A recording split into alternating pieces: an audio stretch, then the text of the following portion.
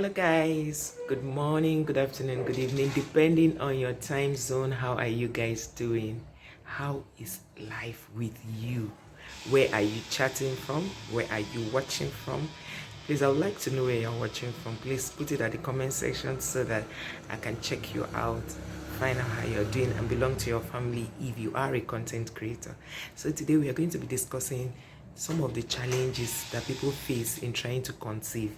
Newly married people face, even older couple face, maybe because they overlook certain things, and these are the issues that can actually delay you from conceiving. And so I'll be giving you the tips. I haven't waited for like 1 year after marriage trying to conceive, so I was speaking from experience and also things I know do work. So guys, if this topic interests you, pick up your Bible, pick up your book, and jot down this point. And I want to ensure that you are truly doing well. So please comment on the comment section. Tell me where you're watching from. Tell me where you live, like the state you live or the country you live. And I will stay connected with you.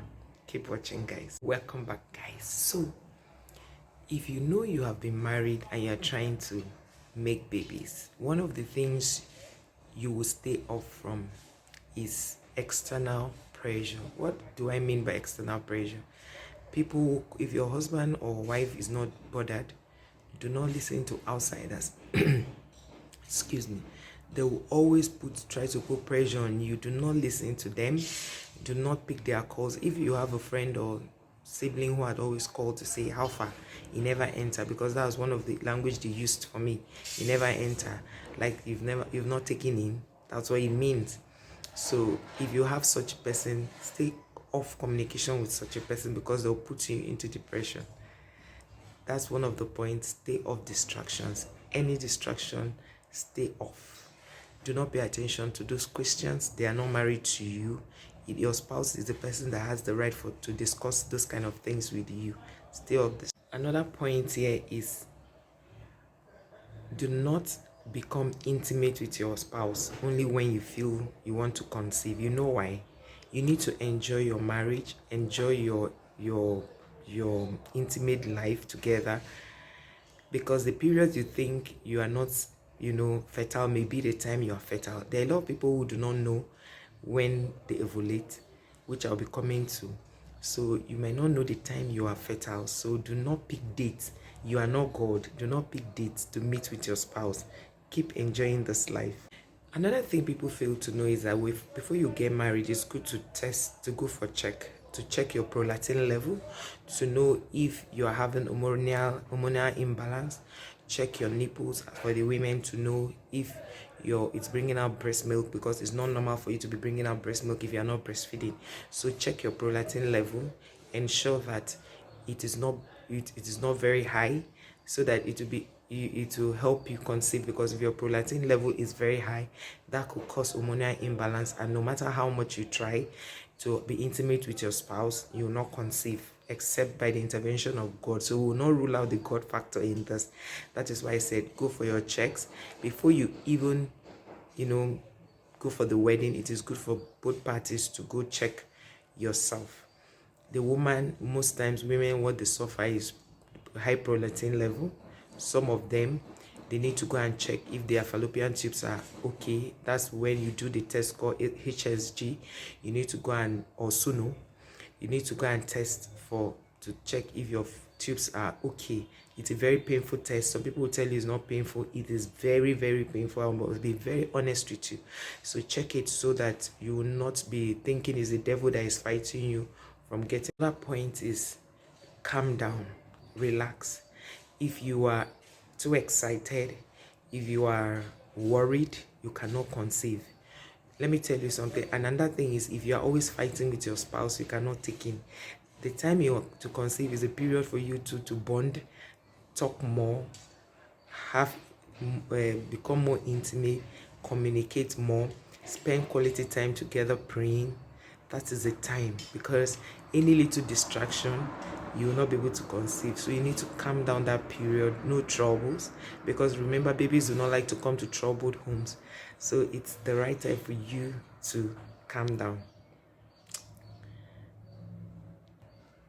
Another thing is, try to know your ovulation date. Try to know. If you do not know how to do it, get an ovulation tracking app. Just go to your Google Play Store if you are using an Android, or go to Apple Store if you are using an iPhone, and download the ovulation tracker. Put in the day, note the date you started your menstruation, and put in the date. It will help you track it to know when you are ovulating. Your chances of conception during ovulation is high, actually very high. The waiting period is a time for you to pick a book that has testimonies of those who have conceived in the past, or audio tapes, or go to YouTube, check out testimonies of people who have conceived or how they conceived. Read The Supernatural Childbirth. Is a book. I've forgotten the author. Begin to pray in line with what you want to see. Do you understand? And I tell you that you're going to get exactly what you want. It's all about concentration. Read a book. The book reading is that you fill your mind with the right thought, and it also takes your mind off thinking. Because when you think so much about conception, it will delay your conception period. Another thing you should do is, if you know that it's beginning to disturb you, get a program, go back to school. But do not do a program that is going to stress you, because sometimes stress also makes some people not to take in. Yes, it does. So try to stay off meals that, make your hormones overreact. Take more vegetables. There are some vegetables that are not good, as weird as it sounds. So you could make a garden for yourself, plant some vegetables around your garden that you can always eat fresh, organic. It will help you in your conception period. There's something I want to recommend for you guys also. It is called the 3-hourly prayer. That's, you pray by 3 a.m. You pray by 12 midnight. You pray by 3 a.m. You pray by 6 a.m. You pray by 9 a.m. You pray by 12 noon. You pray by 3 p.m. You pray by 6 p.m. You pray by 9 p.m. You pray by 12 midnight.